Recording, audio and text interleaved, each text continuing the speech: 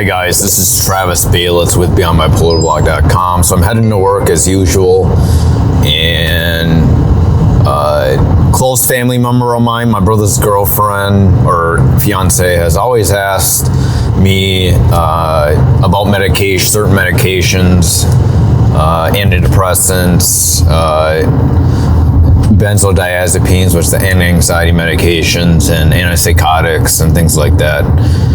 And I don't mind giving advice, which is great. However, since I've had bipolar disorder and had a specific diagnosis with bipolar disorder and had psychosis, I really think that it is on an individual basis when it comes to how other people react to it.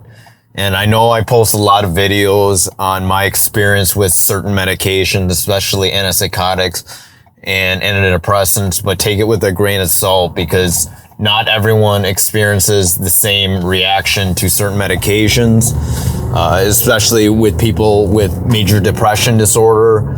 I mean, they may experience the lows, but they don't have the manic issues that I experience with bipolar disorder. And that could be a huge difference for some people. And maybe some people might experience problems sleeping or problems with sleeping too much on these drugs, and maybe have psychosis, since I did have psychotic features when it came to I had bipolar 1 with psychotic features, or psychosis NOS at one point in time, and even schizoaffective disorder bipolar type at one period in time. But like I said, everyone experiences things differently, and for certain drugs and antipsychotics, especially Geodon, I would experience this intense suicidal problem where at a certain period of time I would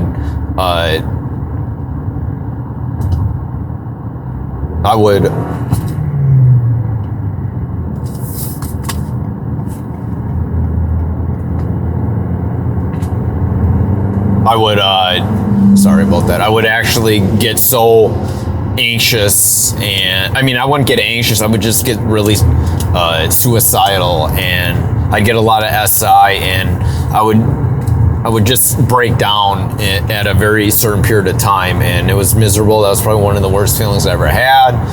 And when it came to Invega, I've already talked about this numerous times, but Invega really caused severe akathisia, along with Abilify caused severe akathisia, which is just inner restlessness. For some people, it caused them to want to unalive themselves. So that in itself is very problematic. There are certain medications that some people take, like propranolol, or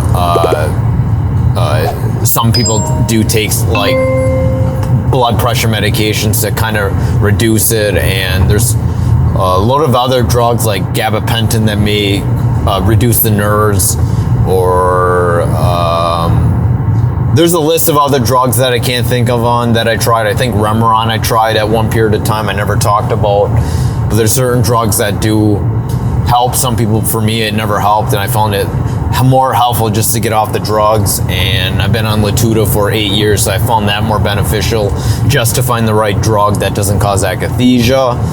And for the most part in time, a lot of the antipsychotics did make me sleep a lot. The only drug that didn't make me sleep a lot that was on Caplyta, but I would experience sensory issues, and that would be very, very problematic as well.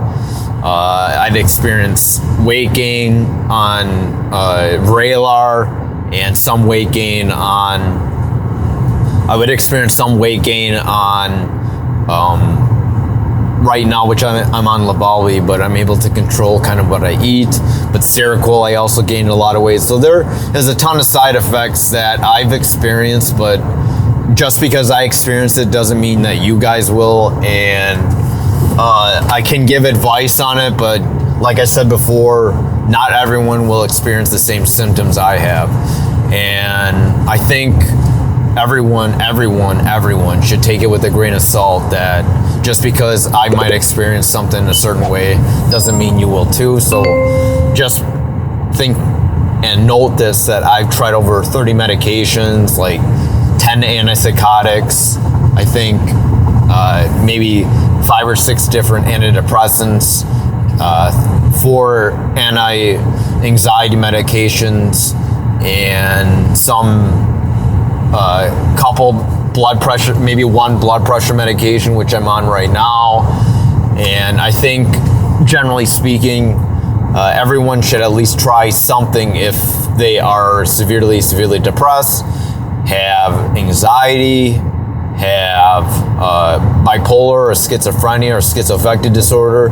If you're at a wit's end and you try therapy, you try going to the gym, you try changing your diet, you try changing your situation, you try changing your job, whatever it takes, and medication should be your last option. And if not, at least try to really hone in on trying to find the right drug.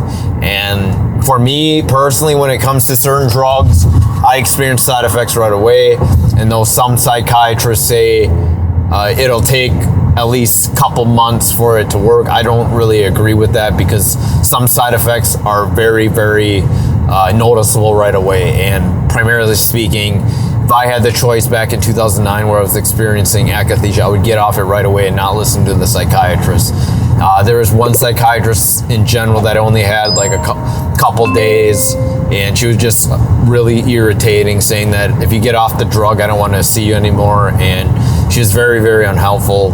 I've also had a nurse practitioner who I was with for a while, and she stopped seeing me because the drugs I was on wasn't working, and I was actually in an IRTS for a while just because I would be in the hospital 3 times, and she just wasn't doing her job. It wasn't until I found a psychiatrist that kind of let me take the reins on deciding on what I really wanted to do with my life and make my own decision. I think the best option for you is to take control of what you really want to do when it comes to what enters your body, what kind of medications you want to take, your direction in life. I think that's so important when it comes to your health, trying to take control and managing what you need to do with your life. That is the most beneficial thing for you. You got to have confidence and do your best to manage that. I mean, you will go through the ringers. Maybe some won't, but for the most part, a lot of people will. For the most part, the verse maybe 10, maybe 15, even 20 or 30 even may not work. So just because the first 10, 15 don't work doesn't mean you shouldn't try drugs, because if you are miserable, want to unalive yourself, want to harm yourself, continue to do addictions, doesn't mean another drug exists. New drugs are always being created. So I do recommend trying to find the right medication that does work for you. I think, generally speaking, my very opinion on this is that it can be very frustrating. And when you can't find the right drug and you're very impatient and people tell you it'll take a while for the drug to work, I think that just makes things worse. And my opinion is that drugs usually work right away. I mean, it does take time for the brain chemistry to rebalance itself, but overall you will notice signs right away on whether the drug will work or whether or not. You will notice side effects right away, and I don't recommend being on a drug if it's causing side effects that you don't agree with, whether it's akathisia, weight gain, sensory issues like loud noises or bright lights. In fact, seem to affect your ability to function.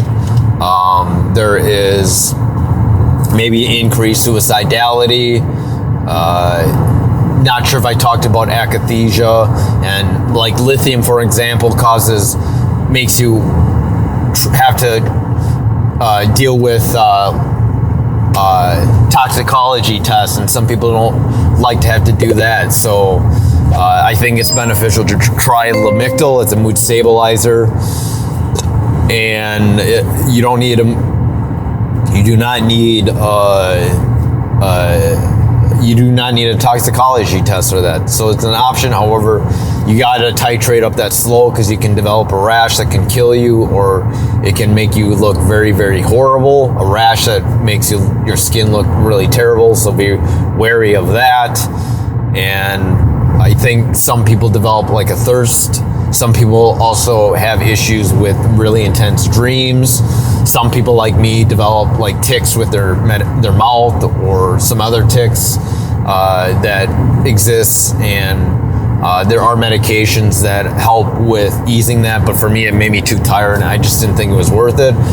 I just got off the Latuda high dose and ended up trying a medication like Lybalvi, and I no longer had the tick since I'm on a lower dose.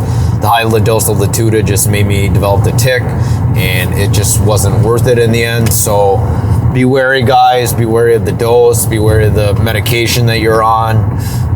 Notice the effects that you're having, and just try to take control of the medications that you want to try. Don't give up. Don't give in to what the psychiatrist had to say. Let them know on how you actually feel. Don't hide it, because if you hide it, that you are just going to be a test subject to them. And please be honest but firm with them. You don't want to attack them. I mean, I've developed a post-traumatic stress disorder with my first psychiatrist, even though that they were actually students at the time at the University of Minnesota, but I'm pretty sure they didn't know any better. And if I had enough guts to let them know that, hey, I don't like the way it's making me feel, so I'd rather try something else. And I just wish I had the same confidence that I have right now, because if I did, I wouldn't have to put myself through hell and back to try these certain medications. And I think if you guys take this with a grain of salt, some of the side effects that I talk about, some of the advice I talk about, that you will live a much more healthier lifestyle, and you will try to find the right medication. I mean, it's always good to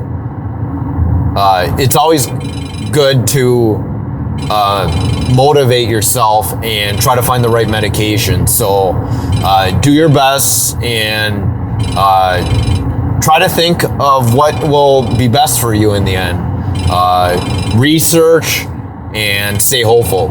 This is Travis Balitz with BeyondBipolarBlog.com. Please like, comment, share, subscribe, hit the bell button for future videos. Take care. Have a good one. Bye.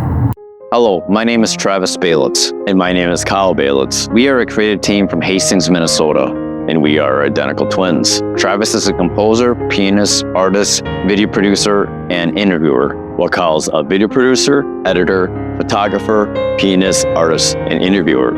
Travis has produced 290 tracks, including instrumentals, beats, and songs for a total of 19 complete albums. Music may be streamed on Spotify, Apple Music, YouTube Music, Pandora, Amazon Music, Deezer, Tidal, and all other streaming platforms, and downloaded on Bandcamp and SoundClick. Spirit Tracks and Sound of Silence are physical instrumental albums that can be bought on duotracks.bandcamp.com for $5 each. Please visit hop.bio/Travis Balitz for all music, streaming, and download links, as well as Travis's bio links. For songs, visit hypedit.com/TravisD. For instrumentals, visit hypedit.com/duotracks. For beats, visit hypedit.com/duobeats. Travis's official website is travisbalitz.com. Kyle and Travis have a Korean adoptee channel for YouTube called cadstories.com that interviews adoptees about their struggles with identity, mental health, and trauma. Kyle also runs servercomtech.com, which specializes in computer and mobile IT repair services. Travis and Kyle are also accomplished pianists with over 25 years of experience. Their additional YouTube channel, duopiano.com, spelled the number 2, UO, number 1, number 2, IANO, showcases their professional piano performances spanning video game music, including Final Fantasy, as well as anime soundtracks and classical pieces. Please visit hop.bio/Kyle Balitz for Kyle's bio links. Kyle's official website is kylebalitz.com. Travis is a hyperrealistic artist, portrait airbrush artist, and abstract acrylic artist. while Kyle is a digital media specialist and an impressionistic acrylic artist. Some of our work is available if not already sold. Please visit travisbalitz.com/artwork or instagram.com/artworkbytravis and Kyle's artwork at kylebalitz.com/works. For inquiries and commission work, please contact Travis at travis.balitz@gmail.com or phone number +1 651 491 8440. And Kyle at krbalitz@gmail.com. Phone number is +1 651 491 8441. Thank you for listening. Take care. Have a good one. Bye.